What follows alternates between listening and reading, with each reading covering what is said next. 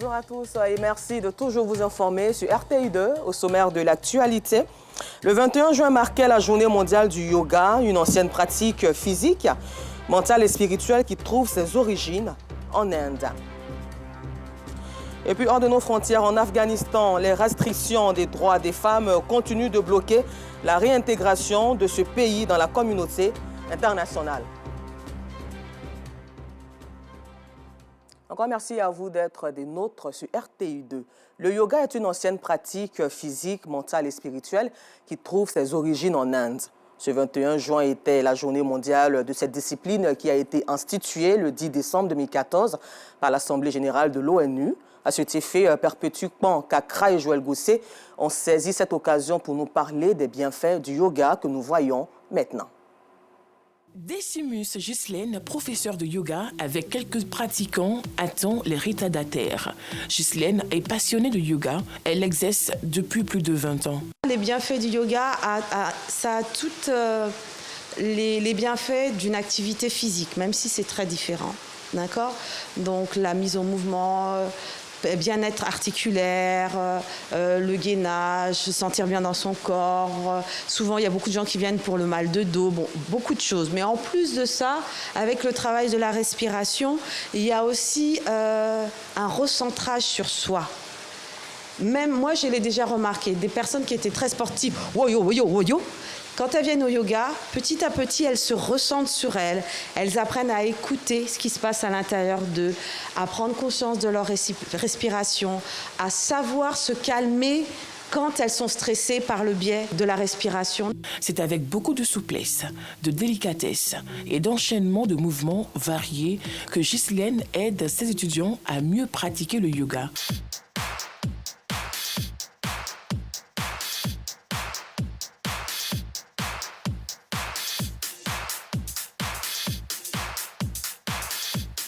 La pratique du yoga a des effets positifs sur le bien-être de ses étudiants. Bon, je n'ose pas vous dire mon âge parce que vous allez crier, mais en gros, le yoga m'a permis de mettre beaucoup de sérénité dans ma vie, dans la gestion de mes difficultés, dans la gestion de mon stress de tous les jours. Et puis, il m'a permis de prendre le temps d'apprécier la vie. Et c'est vraiment ce qu'on apprend au jour le jour, à respirer aussi. Parce que je pense que c'est avec le yoga que j'ai vraiment appris à respirer. Ça fait 5 ans que je pratique avec elle. Et pour moi, le yoga, c'est un sport qui me permet de pratiquer régulièrement les mêmes mouvements et donc de m'améliorer sur la musculature en profondeur et la souplesse. Et c'est extrêmement complémentaire de tous les autres sports qu'on peut pratiquer à côté, que ce soit la course, la natation ou autre. Et quand je pratique du yoga, c'est quand même un yoga assez énergique. C'est pas uniquement de la respiration. Il y a beaucoup d'exercices avec le corps. Et l'objectif pour moi de cette pratique-là, c'est vraiment de garder en fait mon corps bien étiré et de pratiquer la souplesse pour me renforcer dans les autres disciplines. En plus de ses bienfaits, le yoga améliore la santé cardiovasculaire, renforce l'immunité et est souvent la réponse du corps face à certaines maladies. Il favorise aussi la perte de poids. Le yoga est une discipline spirituelle et corporelle qui peut être pratiquée n'importe quand et par n'importe qui. Et toujours en Côte d'Ivoire, sachez que le 5 juillet prochain, Abidjan va accueillir le sommet international de l'innovation technologique dénommé High-Tech Innovation Summit, qui vise à réunir tous les acteurs du secteur en vue de promouvoir les innovations technologiques, les précisions avec nous Sangaré. Le monde est en pleine mutation avec l'avènement de la révolution numérique. Et l'Afrique ne doit pas rester en marge de cette révolution indéniable à son développement. High-Tech Innovation Summit vient à point nommé, un sommet international qui rassemblera les principaux acteurs de l'industrie des technologies de l'information et de la communication en vue de célébrer le progrès fulgurant dans le monde. L'Afrique est à un moment crucial avec la révolution numérique en cours. On a loupé la première révolution industrielle, la deuxième révolution industrielle, la troisième révolution industrielle. Il ne faut pas qu'on loupe la révolution numérique. Et ce qui est clair, c'est qu'avec un PIB mondial de 105 trillions de dollars et une contribution d'à peine 2,7%, un des moyens que le continent a pour rattraper son retard, c'est justement l'adoption de la révolution numérique. Et donc ce sommet sur l'innovation va adresser cette problématique. Plus de 2000 personnes attendues à ce sommet prévu pour le 5 juin prochain.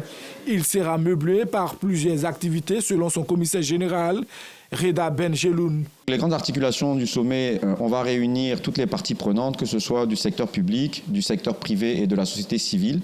On aura des panels de très haut niveau. Donc un panel sur justement qui va adresser la révolution numérique en Afrique et essayer d'établir un plan d'action.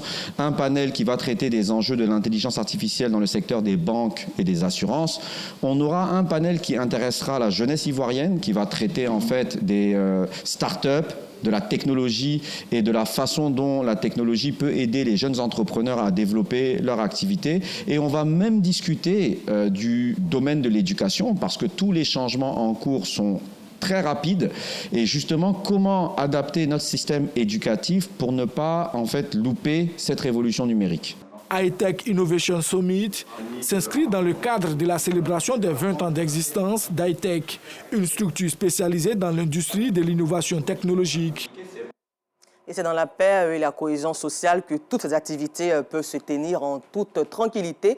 En Côte d'Ivoire, à cet effet, rendons-nous à Domangbe, qui est une sous-préfecture située dans le département de Zoukougbe, région du Haut-Sassandra. Et dans cette localité autochtone, allogène et population venant des pays de la sous-région vivent en parfaite symbiose depuis belle lurette. C'est ce vivre ensemble qui est donc valorisé à travers une célébration devant les autorités administratives. Le témoignage de Clément Boko. Se rendre à Domangbe est un véritable parcours du combattant au regard des 25 km de piste en mauvais état qu'il faut parcourir. Une fois sur place, les problèmes sont tout de suite visibles. Même si quelques poteaux électriques sont plantés à quelques endroits, ces poteaux ne sont pas encore fonctionnels. Dans cette sous-préfecture, il n'y a pas d'eau potable et le centre de santé manque d'ambulances. Bref, les populations ont beaucoup de difficultés. Manioko, banane tout pourri. Comment faire pour sortir de Domangbe? Il y a des difficultés. Les femmes sont malades, elles sont à terme. Elles sont à terme d'accouchement. Elles vont à l'hôpital, on dit, direct, à Daloa ou bien à Zoukougbe. Il n'y a pas d'habitant qui va les accompagner. Les femmes meurent, elles meurent. L'histoire de Domangbe est celle d'un peuple qui a tout sacrifié au nom de la République. Domangbe est composé de 5 villages. Nous sommes ici depuis 1980, suite à la mise à eau du barrage de Bio. Les 5 villages Bagoro 1, Bagoro 2, Depogbe, Niazegbe et Ouatigbe ont été déguerpis. Et c'est comme ça que l'État de Côte d'Ivoire nous a installés au cœur de cette forêt classée du Haut-Sandra. Aujourd'hui, Domangbe est riche de sa population cosmopolite et entend valoriser ce vivre ensemble, raison pour laquelle des activités sportives et socio-culturelles sont initiées par les fils et filles de la localité. Le vivre ensemble et la cohésion sociale passent par la femme, l'amour universel au service de la société. Qu'il suffise pour rappel que Domangbe, regroupant 9 villages riches de par sa diversité et ses terres fertiles. Je voudrais vous encourager fortement à prôner la paix et le vivre ensemble autour de vous. Dans vos communautés, vos familles, soyez celles qui apaisent les tensions pour une sous-préfecture de Domangbe unie et fraternelle. Pour les autorités administratives, l'État renforce progressivement sa présence avec les infrastructures et accentue la sensibilisation au vivre ensemble. Domangbe est pris en compte et il y a une équipe de large route qui était là afin d'identifier les différents trajets qui seront pris en compte. Donc Domangbe en tout cas est bien parti, on va dire, sur la route du développement avec l'ouverture des voies, avec le reprofilage, parce que l'accès, on va dire, l'axe Zoukougbe-Domangbe n'est pas du tout facile. Mais l'État fait ce qu'il peut pour que cela soit reprofilé régulièrement. Les populations de Domangbe aspirent au développement et plaident pour une solution d'urgence pour sortir leur sous-préfecture de sa léthargie. Retour à Abidjan ici où à la page religion, le bon comportement et le partage sont des valeurs qui étaient au centre des sermons dans les mosquées de Yopougon-Trois-Rouges ainsi que dans Gré, château dans la commune Cocody à l'occasion de la prière de l'Aid el-Kébir tenue le dimanche 17 juin. Les imams ont invité les fidèles à promouvoir les valeurs du partage et du vivre ensemble. Abdoulaziz Guira et Assit Andiara pour le compte-rendu. Commune de Yopougon, ici à la grande mosquée de Trois-Rouges, plus d'une centaine de fidèles musulmans se sont réunis pour la prière de l'Aid el-Kébir, aussi appelée Tabaski. Ce moment de spiritualité et de réjouissance est une occasion pour l'imam principal de la mosquée d'inciter les fidèles à faire preuve d'un comportement exemplaire. Lorsque le musulman se comporte, qui a un bon comportement, voilà, d'abord, il fait sortir les valeurs de l'islam. Nous constatons que la jeunesse, vraiment, ces repères-là, ça échappe à beaucoup de jeunes, surtout le respect des géniteurs. Cela est très important, car Allah nous donne beaucoup d'années de mois de Ramadan et qu'il nous maintient sur la foi. À des kilomètres de Yopougon, dans la commune de Cocody, au quartier Angré-Château, la mosquée Adja Mariam Doumbia a accueilli plusieurs fidèles musulmans à l'occasion de la prière de la fête de la Tabaski. Occasion pour l'imam d'insister sur l'essentiel de cette fête, à savoir la réjouissance et le partage. Vous n'aurez pas l'accès au paradis tant que vous ne croyez pas. Vous n'aurez pas la croyance tant que vous ne vous aimez pas. Salam est la base d'amour, la base de jouissance, la base de paix. C'est une bonne occasion de réjouissance pour nous et nos familles. Donc nous sommes très heureux. Dieu nous a fait la grâce de nous donner la fête pendant que nous sommes en bonne santé. La fête de la Tabaski est célébrée le 10e jour du dernier mois du calendrier islamique. C'est un moment de convivialité et de retrouvailles pour les musulmans. À la page culture, ce 21 juin marquait aussi la fête de la musique. À cet effet, l'accent a été mis sur le Tourou d'hier à aujourd'hui, qui était la thématique autour de laquelle les journalistes et mécènes et acteurs culturels se sont retrouvés à la maison de la presse au plateau. Les détails avec nous Sangaré.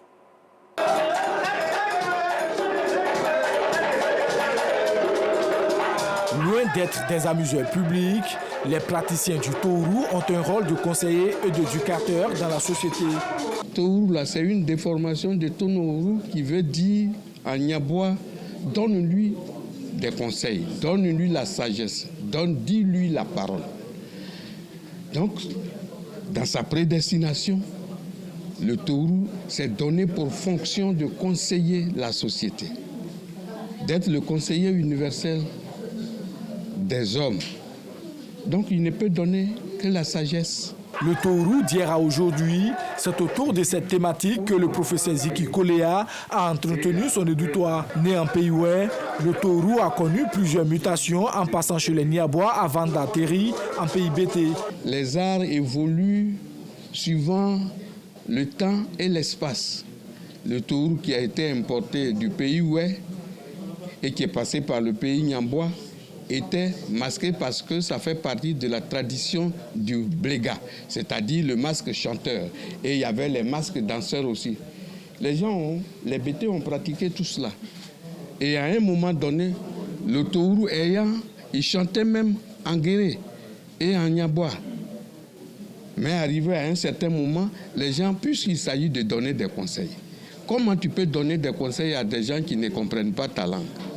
Donc, ils ont traduit, ils ont transféré la langue bété sur le Tourou et sa portée.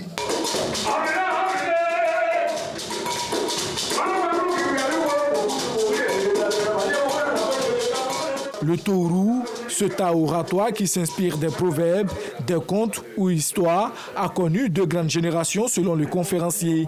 La première, c'est celle des Diragosé, Kiprebalou, Lagoliade, Timagbayi, Nugwe Lago, Nyapo Bernard, Goungou Patis, qui vit encore, qui est le dernier des Mohicans, qui vit encore.